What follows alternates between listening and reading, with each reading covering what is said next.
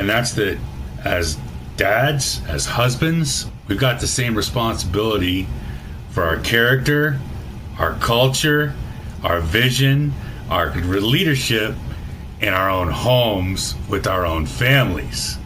So we pivot this conversation from the corporate world to the private world.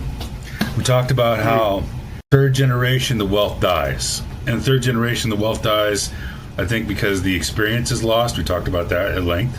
But I think in the third generation the wealth dies because the vision is lost, right? The importance, the meaning of the vision gets lost in the third generation because the leaders get so wrapped up in their company that they distance themselves from their families. They lose perspective. I know that in a lot of very wealthy families, there's a lot of resentment for the patriarch or the matriarch that made the business because they spent so much time in the business. The business has become their child, their wife, and the family resents them, and they don't purview into how it really operates, and they actually have a negative connotation with it.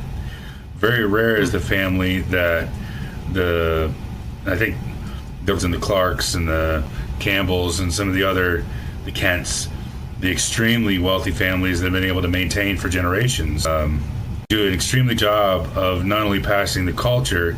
I think the Rothschilds get a little extreme with the incest thing and all that, but they're not only passing the culture, but the vision of the purpose of the activity along generation to generation. So what are some things we can... Go ahead. Sorry, continue. No. Go ahead. Finish for a